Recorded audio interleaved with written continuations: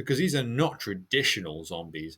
These are tech zombies, and they just want to glitch out on some brains.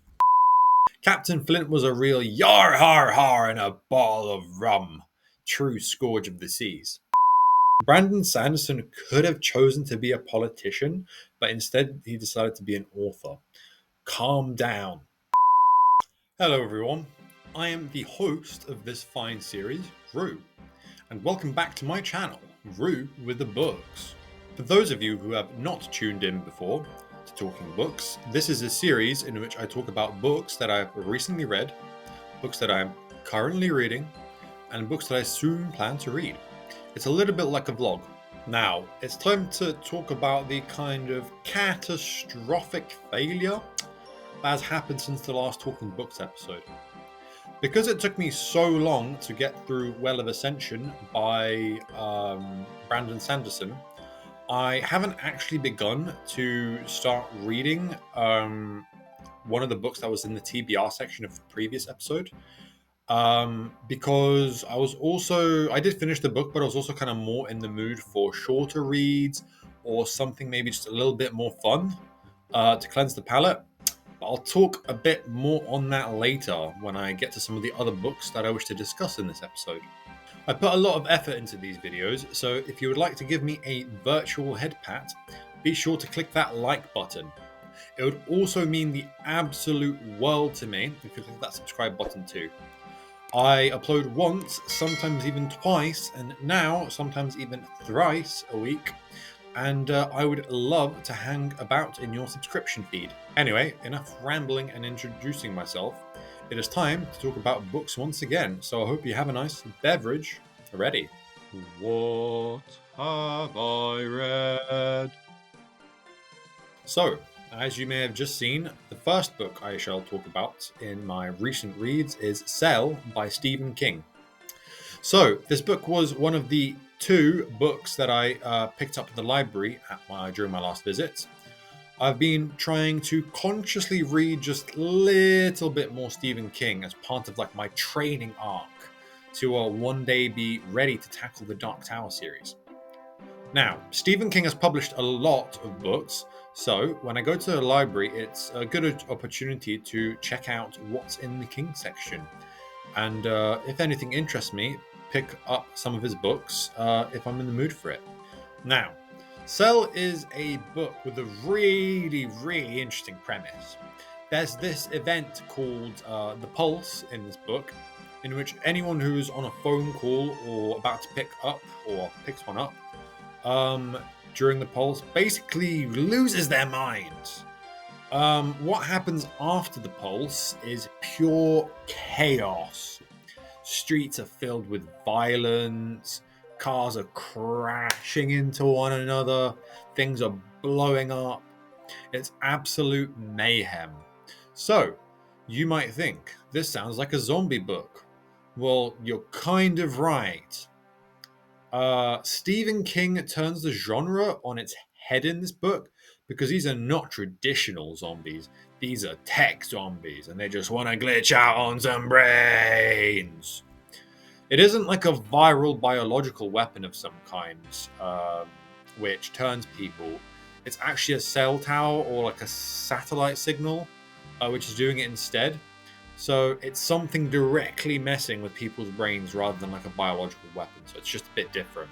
What all this means for the book is that Stephen King wanted to have some fun and write a mystery book.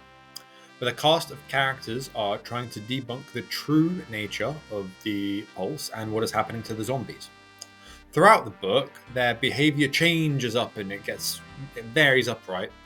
There's some very unsettling moments where the humans are observing the zombies and they see them acting strange, and all these different things that they're observing are really, really shocking. The opening segment of this book, with all the violence and chaos, sets a strong expectation that I was going to get like a zombie survival horror type book.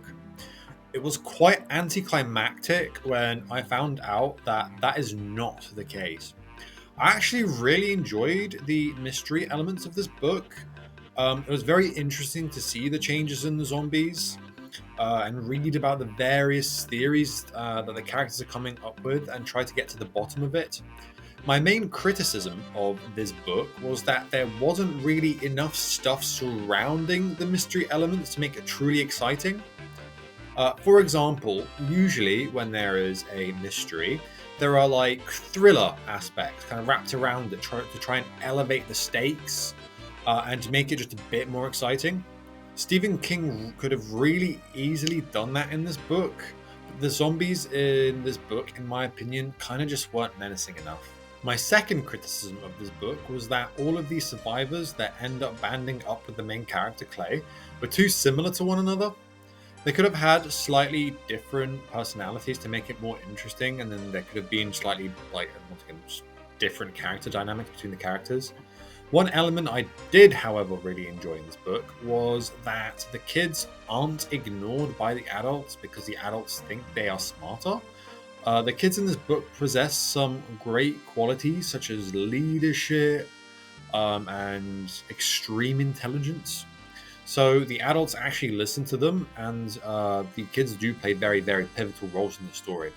And I like that a lot because I think that the trope where adults ignore the children because they think they're smarter than them, and then what the kids were actually saying ends up happening and was true and real is just really overdone and is really annoying. So I'm glad Stephen King did not do that in this book. Overall, this book was okay. There was a lot of things that I enjoyed about it, but I also think it could have been better for the previously mentioned reasons. So my rating is smack bang in the middle, 3 stars out of 5. The second book I picked up over at the library is Treasure Island by Robert Louis Stevenson.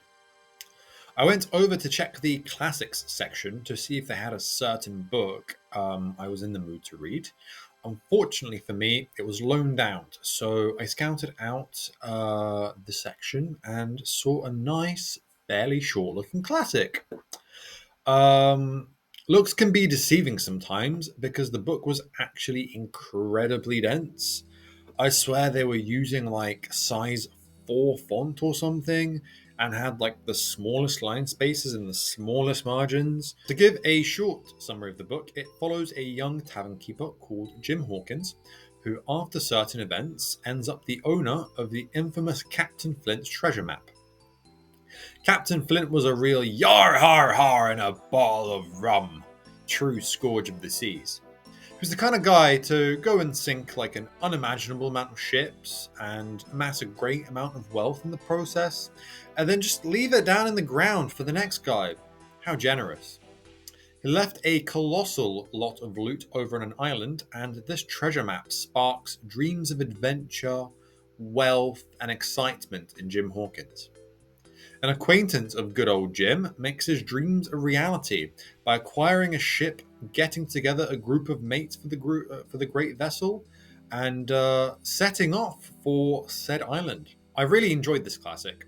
It's a great book for someone that doesn't have a lot of time on their hands because all of the chapters are really consistent in length.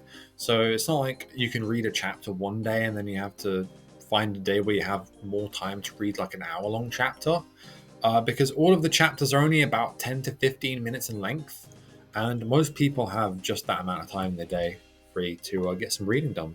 And yeah, so you could, just by reading a little bit every day, you could be done with this book in a few weeks. So what is there to lose, right? This book can be a little bit challenging at times because there are a lot of references to parts of a ship that, in my opinion, are not common knowledge.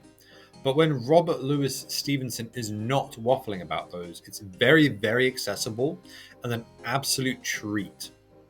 Considering the time at which it was written, the language has aged really, really well. And you don't have to take a lot of time out of the book to go hit up a dictionary and find out what the meanings of like the dated words are, because the words just aren't that dated.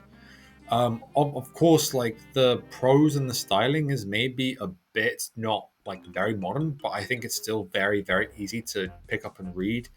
It's not overly like jarring, I guess. And yeah, so yeah, you don't have to research what the author is actually writing. The descriptions and of the environments are expressive, allowing you to imagine just where Jim Hawkins is on the island or by the coast or whatever. There is quite a lot of excitement with pirates actually being quite a scary and ominous presence in this book. There are also a lot of like really exciting elements such as treachery, danger, violence, trickery. Jim Hawkins isn't just a bystander to this treasure hunt. He plays a very active role to the events that play out, and at the end of the book is actually quite a hero. I found the antagonist of this book to be great. He's very charismatic, unrelenting, conniving, and an absolute threat. He's surprisingly complex and a great pirate. He even has a talking pirate. I'm sure that's where that specific trope came from. Treasure Island is a really good book. I think it's one that I would recommend to practically anyone who is interested in getting into classics for its accessibility and excitement. I think it's quite a good pace, and it's not overly long either, like some Russian literature, for example, could be. My main concern is that the plot is quite simple and generic.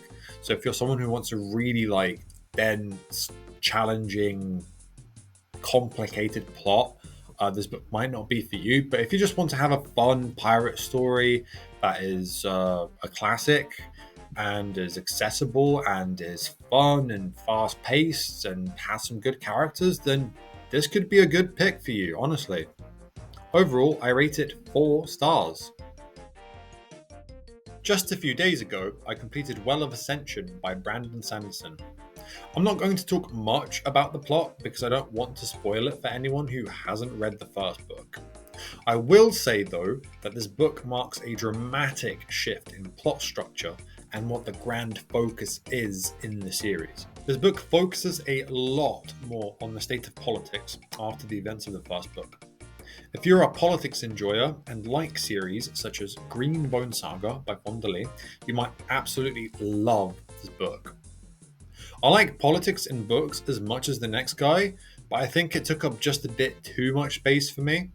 What had me really excited about reading the next book and continuing the series was to see how Brandon Sanderson expands on the lore and world building that he had incorporated into the first book, as well as how the past can repeat itself and how present deviations from the repetitions would change the course of history.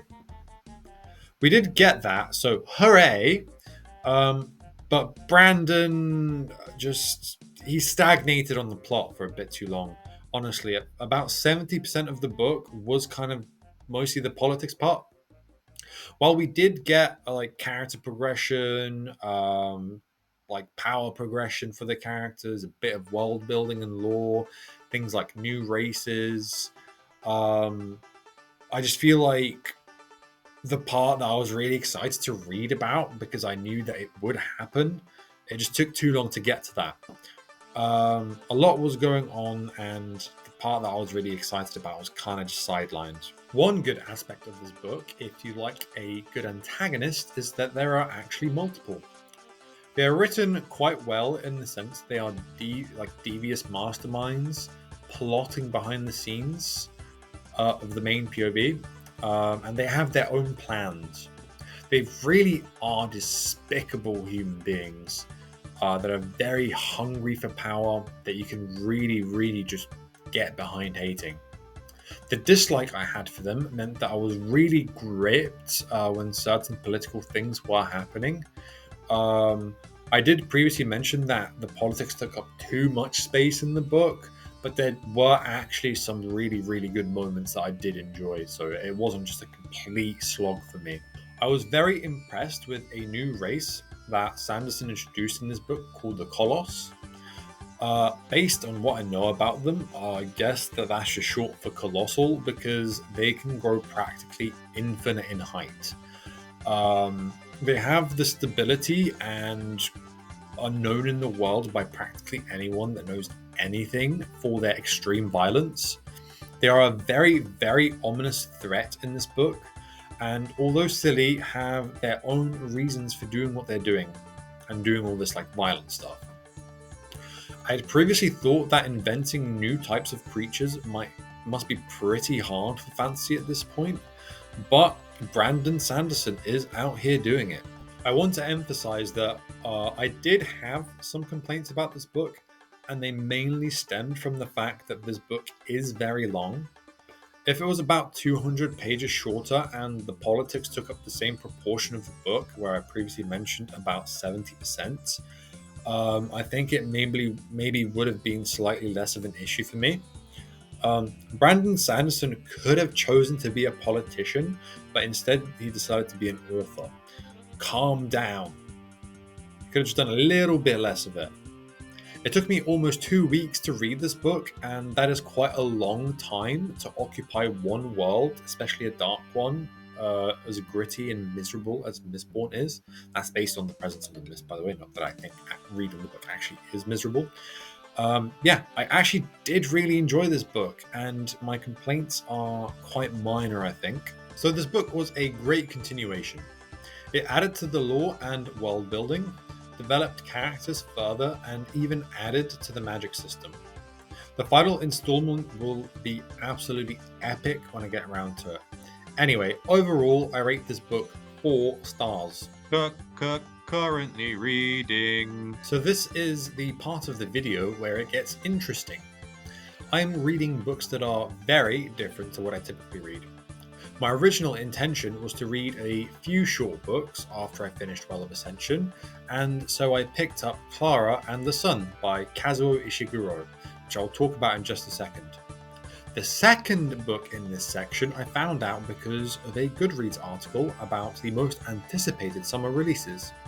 Just as I had made it 33% of the way into Klara and the Sun, I found out that this specific book had literally just come out. And so I ended up sidelining Klara and the Sun to read this other book because I felt like it. So my original plan to read Beasting next, so I could read shorter books, ended up failing because I picked up a book almost as long as Beasting. Epic fail, am I right? Anyway, let me talk about these two books real quick. So, this book is a literary fiction book with sci-fi and dystopian elements within it. It is about Klara, an artificial friend. Artificial friends are pretty much like robotic AI who have been invented to be companions to humans.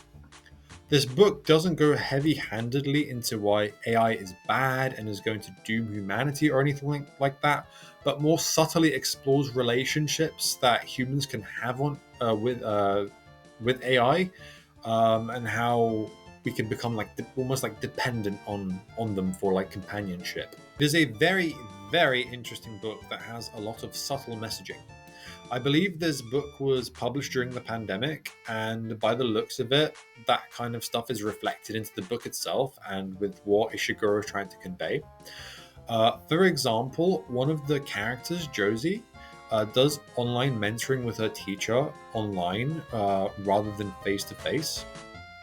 And another way in this is done is parents are forcing their children in the book to kind of host like gatherings with the other kids to continue to be able to learn and practice socializing with other people of their age, especially when these kinds of like relationships with the artificial friends come so naturally to them that they need to like really like practice what it's like actually socializing with other human beings.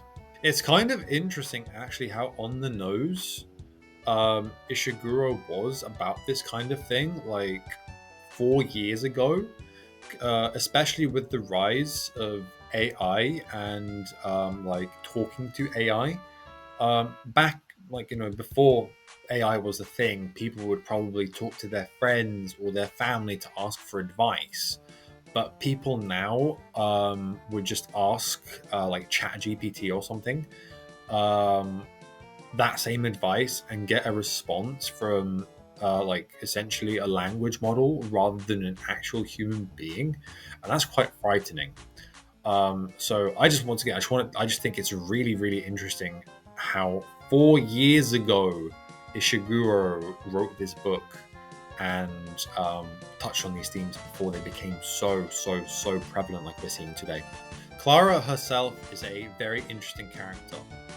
We get to learn about the world through her eyes and see what she learns from her observations.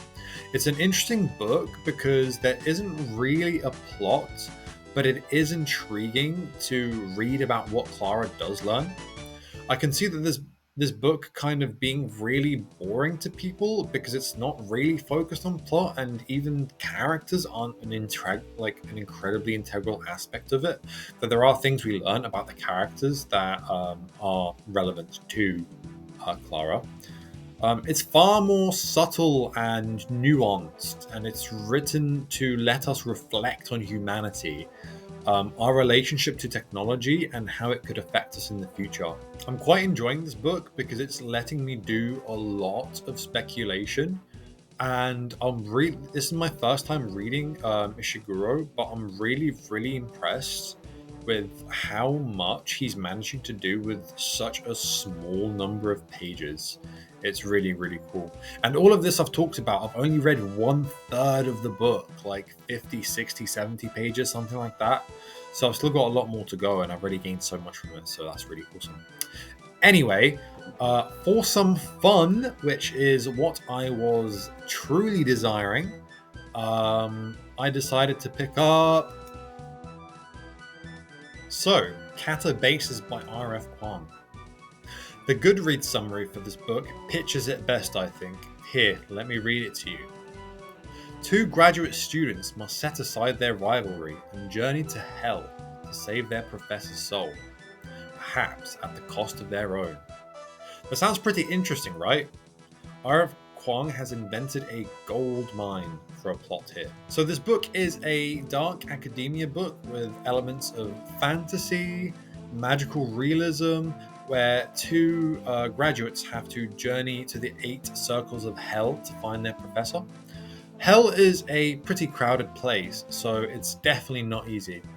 It's a pretty interesting premise in which they have to think about their professor's character to try and figure out which circle of hell best suits him and where they would find him. I saw a really good comparison for this book, which said it's kind of like Piranesi by Susanna Clarke meets Dante's Inferno. And if you'd sold this book to me as that, I would have just been like, yes, please. I really like the magic system in this book. I was able to tell that R.F Kuang was really enjoying just nerding out while writing this book. She has a lot of experience herself in academia, having been to multiple courses in universities. The magic, and that's magic with a K, by the way, is incredibly unique to, I think, any fantasy book. The way it works is based on paradoxes, and that feels so real to what magic actually is in real life, because it's tricks that we don't understand that seem like supernatural, right? It's really cool. Magicians in this novel are basically able to transcribe paradoxes into pentagrams, and these pentagrams have various effects on the people or items that are basically trapped within them. So there are pentagrams that can duplicate items, pentagrams that can make people stuck in an inescapable liminal space, pentagrams that are able to basically make you move infinitely slowly, and even the pentagram that kickstarts the whole story and lets them basically go into hell. It takes them into limbo, which is like a precursor to hell, right? Anyway.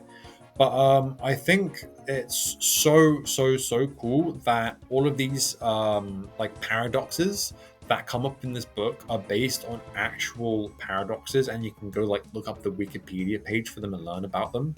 I like that a lot. I talked about Treasure Island a bit earlier in this video. Katabasis feels a bit like Treasure Island in the sense that the end goal is defined at the start of the book, and we follow a great big adventure throughout this novel where the characters work towards that goal. Unlike in Treasure Island, this book is a bit darker in terms of both theme and settings. So the major themes in this book are sexism, women in STEM, feminism, ambition, loss of self, and extreme illness. This book does a great job of exploring these themes, feeling maybe a bit anecdotal at times, which means that an unaware reader can really sympathize with these experiences that feel really, really real.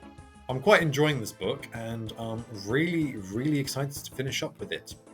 I plan to get a full video review for this book out later this week. So if you'd like to hear me talk about it with a lot more depth, please stay tuned and yeah, just wait a few days. Gotta read this, man!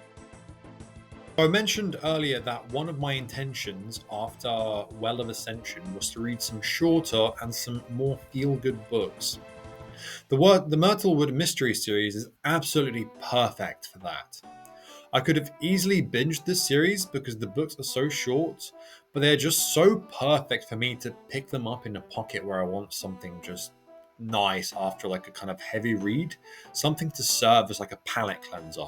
I'm on book 5 at the moment, so I'm not going to go into the specifics about what this book is about, but I will talk about the series overall. So, this series centers around a mother and daughter duo called Rosemary and Athena.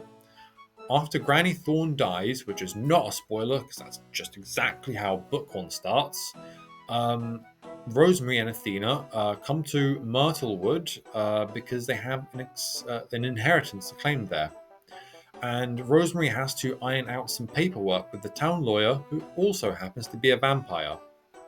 In this magical town, Rosemary and Athena have to come to terms with who they are, the powers they possess, and the people that the town expects them to be. After all, Granny Thorne was the town's most powerful witch, and they are her descendants. This series is incredibly cozy. We have a magical town full of people that are incredibly kind and wholesome, secrets and mysteries lurking around every corner, ancient vampires, an evil cult lurking in the shadows. It does everything a cozy fantasy series needs to do. It's pretty low stakes, but not zero stakes like some books in the genre. The pacing is absolutely fantastic throughout. It's really short and like it's very fast and snappy, with the chapters being really short. So it's just so easy to get like absolutely lost in the book, and for hours to just go by and you're just still sucked in, wanting to know exactly what is happening next, with all the different events that are planned out through the year in this town and all the different ambitions that everyone in the town has and how they're progressing or if they're stuck in a rut. There's just so much going on. It's kind of like coming to a town for the first time and just meeting everybody, and you've got like this bulletin board of this is going on, that's going on, you can go to this event and that. It's just absolutely awesome. I absolutely love the dynamic between Rosemary and Athena in this book. I can definitely see it maybe being a little bit grating to some people if you pick up if you pick up the first book and don't like their dynamic, it's probably not for you because it doesn't go away. However, personally, I absolutely love it. It's just so gripping. They have constant banter, but they develop their relationship and mature throughout the books. So, like, a mother is someone that is obviously an adult, and they should be pretty mature, right? But, like, when you first become a mother, you have to learn how to be a mother, and there's lessons you learn because when you live a life, you just learn lessons every day. So she improves as a parent throughout the book, and Athena improves as a daughter, and they just learn to like trust each other and all these different things. But they also develop boundaries because boundaries are also important when you have a relationship with someone. The other characters in this series are really, really great too. They all have like different personalities to one another. They feel very different and certainly are different. Like there's vampires, werewolves, cult members, regular human beings. People work different jobs, run different shops, run bars. It's just like such a perfectly knit community in Myrtlewood that it just feels so wholesome. I love this series. I cannot say it enough. I really cannot wait to dig into the 5th installment and shout out to Iris Beaglehole for writing such an awesome series. And the final book I will talk about in this video is Bee Sting. It's returning to be on my TBR for the 2nd video in a row. I'm still incredibly excited to read this book, but I wanted some short palate cleansers after the Mistborn book. That plan went completely out the window with me picking up Katabasis, but here we are. This book is about a family who are kind of falling apart. They are all, despite their various ages, having their own like midlife crises, if that's the word. The father is building an apocalyptic bunker in the woods while his lucrative car business is going under. The mother is pawning off old jewelry on eBay to try make ends meet. The daughter should be studying for exams but is getting drunk instead, and their son is planning an escape from home. This book sounds like it has the vibes of an Adam Sandler movie, where we started with a fragmented family who, over the course of the film, learn that what they have is actually really, really precious, and they come together over the duration of the movie, except in book form. I have heard that this book is great. This book supposedly explores if life is deterministic, where one event can change life, and if it's possible despite the odds after a bad situation to come to a happy ending. By the way, what I mean by deterministic is the idea that everything that happens in your life has been kind of like planned and anticipated since your birth. So everything that happens essentially was scripted and bound to happen. Anyway, this book sounds like it should be funny, tender, dramatic, and overall a great time with some sulky moments littered in between to, have those emotional ebbs and flows. The Bee Sting by Paul Murray will definitely not come up on the TBR section of a Talking Books video 3 times in a row. Surely not. Anyway, so yeah, I'm really, really excited to get around to this book. It sounds like kind of just the exact thing I'm feeling at the moment. Thank you for watching this video. If you have made it this far, shout out to you. If you like these Talking Books videos and would like to see more, be sure to send a thumbs up my way. I also have a playlist that has all of these videos, so if you'd like to find out what else I have read recently and plan to read, then you can go check out those videos in the Talking Books playlist. If you have read any of the books that I have mentioned in this video, let me know what you have thought about them, and if I'm interested in you picking any of them up, let me know as well. I would also love to hear what you're currently reading, so chuck that down in the comments section below as well. Anyway, until next time, Rue out.